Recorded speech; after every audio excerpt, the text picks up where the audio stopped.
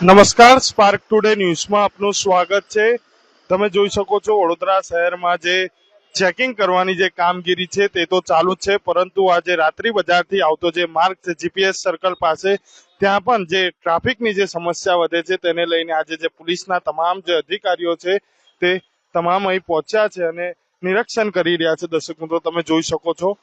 મનોજ નીનામા સાહેબ સાથે જે ટ્રાફિક ઓફિસર છે જ્યોતિબેન સાથે તમામ અધિકારીઓ અહીં ઉપસ્થિત છે અને આ જે નિરીક્ષણ છે તે કરી રહ્યા છે। સાથે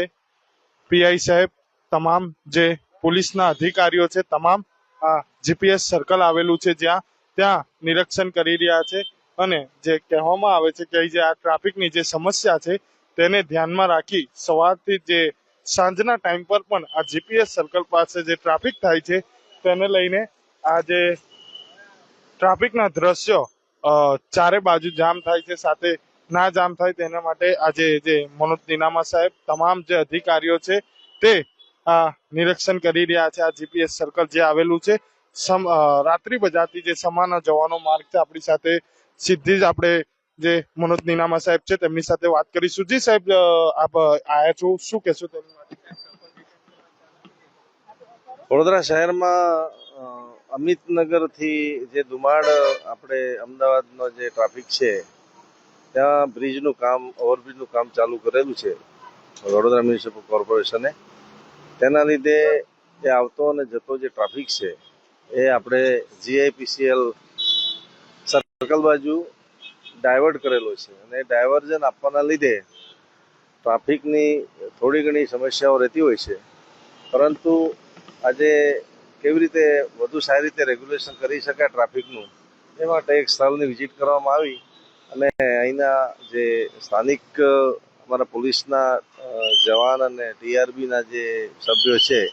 એમને વ્યવસ્થિત રીતે બ્રીફ કરવામાં આવ્યા અને એક સ્મૂથલી અને સુચારુ રીતે ટ્રાફિક ચાલે એના માટેના આ જે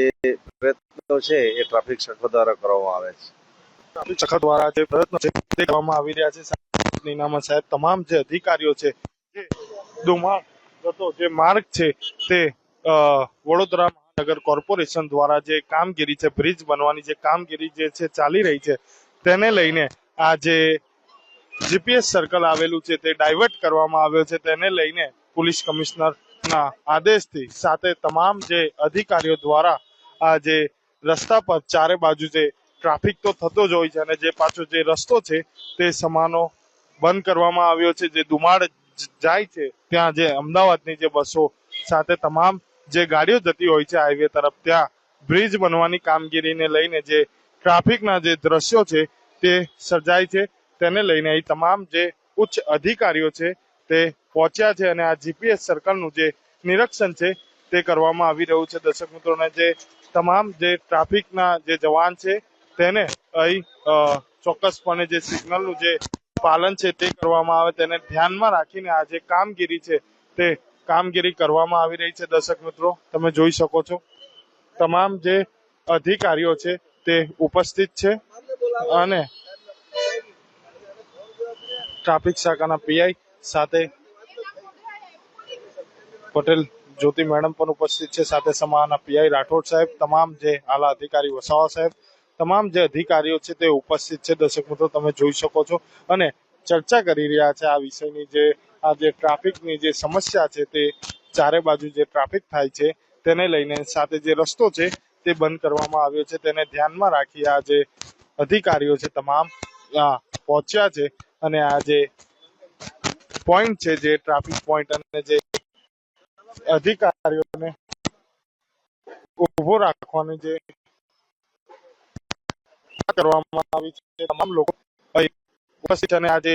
આ વિસ્તારમાં જે ટ્રાફિક છે ચારે બાજુ જે ગાડીઓ છે, રાત્રિ બજારથી આવતો માર્ગ છે ત્યાં ટ્રાફિકના જે દ્રશ્યો સર્જાય છે તેને ધ્યાનમાં રાખીને ખાસ કરીને આજે મનોજ નીનામા સાહેબ, તમામ જે ઉચ્ચ અધિકારીઓ છે તે પહોંચ્યા છે અને સાથે આ જે રસ્તો છે તે પેલી જે સમાથી દુમાડ જતો જે માર્ગ છે તે રસ્તો બંધ કરી દેવામાં આવ્યો છે, તેને ખાસ કરીને ધ્યાનમાં રાખી આજે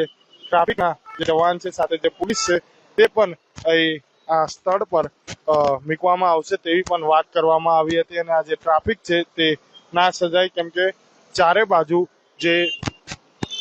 બાજુથી જે ટ્રાફિક છે રાત્રિ બજારથી આવતો હોય છે અને તમામ જે લોકો છે તે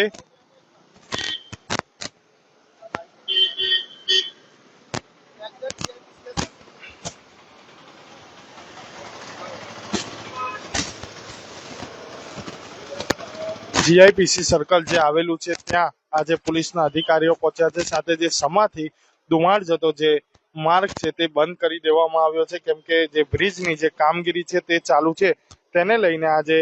રસ્તો છે તે ખાસ કરીને ધ્યાનમાં લેવામાં આવ્યો છે. જે ટ્રાફિકના દ્રશ્યો સાંજે સર્જાય છે તે ના સર્જાય, સાથે જે પોલીસના જે જવાન છે તેમને પણ અહીં ખડે પગે રાખવામાં આવશે તેવી પણ વાત કરવામાં આવી હતી. હું Kamlesh Joshi, spark today news, Vadodara.